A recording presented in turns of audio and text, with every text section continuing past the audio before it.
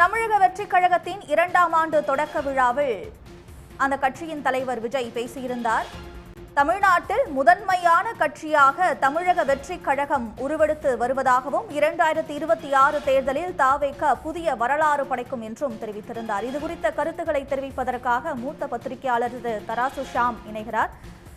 Sir, இப்ப விஜய் பேசினதை பார்த்திருப்பீங்க. அவருடைய கருத்துக்களை எப்படி பார்க்கிறீங்க? ஏன்னா எந்த கட்சியுடைய பெயரையும் சொல்லாம விமர்சனம் செஞ்சிருக்கிறாரு. எப்படி பார்க்கிறீங்க? தாவேகா 2ஆம் ஆண்டு விழாவில் இதை விட காரசாரமான பேச்சை உண்மையிலே நான் எதிர்பார்த்தேன். ஏன்னா ஒரு கட்சியோட 2வது ஆண்டு விழா, கட்சியோட தலைவர் பேசுறாரு. அப்படிங்கும்போது கிட்டத்தட்ட ஒரு 10 நிமிஷம் தான் அவர் மொத்தமா பேசுற மாதிரி தெரிஞ்சு, தமிழ்நாட்டோட எந்த பிரச்சனைகளையும் தொட்ட மாதிரி தெரியல, இந்திங்கிற சொல்லையே உச்சரிச்ச மாதிரி தெரியல. இன்றைய தேதிக்கு மொழி கொள்கை தான், மொழி ரீதியான திணிப்பு, மொழி கொள்கை இதுதான் பற்றியறியும் பிரச்சனை. நாங்க எல்லாமே 65 இந்திய எதிர்ப்பு போராட்டம் அந்த செட்டுங்க.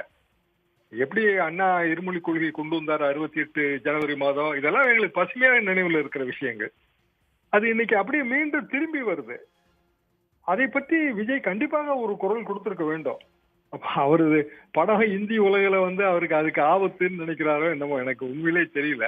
நிதி பகிர்வு நம்மளோட அடுத்த பெரிய பிரச்சனை, டீலிமிட்டேஷன் பெரிய பிரச்சனை.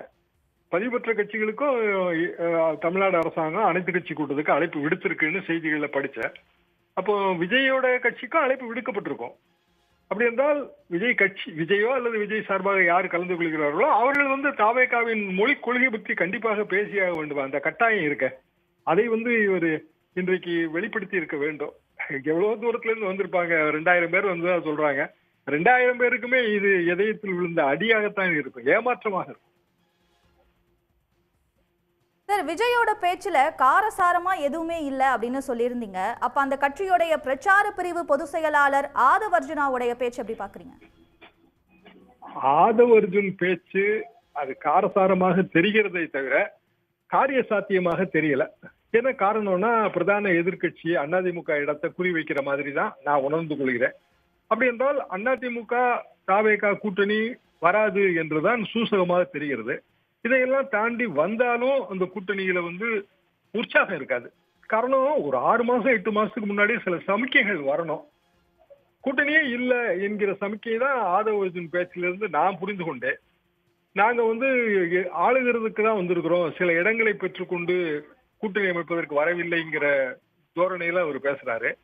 எதிர்கட்சி தலைவராக அடுத்த பல வாரங்களுக்கு கிட்டத்தட்ட 60 வாரத்துக்கு மேல விஜய் செயல்படுவார்ன்றாரு. அப்ப எதிர்கட்சி தலைவராக செயல்படுவதற்கு எந்த விதமான முன்னெடுப்பும் தெரியல. எதிர்கட்சி தலைவராக விஜய் பேசுவதற்கான திட்டங்கள் அனைத்தும் தயார்னு சொல்ற ஆதவ் அர்ஜுனுக்கு இதான் முதல் பேச்சு. விஜய்க்கு அந்த என்ன திட்டம் இருக்குன்னு தெரியல. இல்ல பிரசாந்த் கிஷோர் வகிக்கிற வியூகம் அது என்னன்னு தெரியல. பிரசாந்த் கிஷோர் அவரோட சொந்த எம்எல்ஏ கேண்டிடேட்டே அவரோட வியூகத்தால ஜெயிக்க வைக்க முடியல. அங்கேயே கூரை ஏறி கோழி பிடிக்க முடியாதவர் இங்க வானத்தை கீறி எதை காட்ட போகிறாருன்னு எனக்கு உண்மையிலேயே புரியல. ஒட்டுமொத்தத்தில் ஏமாற்றம். உடனுக்குடன் செய்திகளை தெரிந்து கொள்ள சன் நியூஸ் பெல் ஐகானை கிளிக் பண்ணுங்க.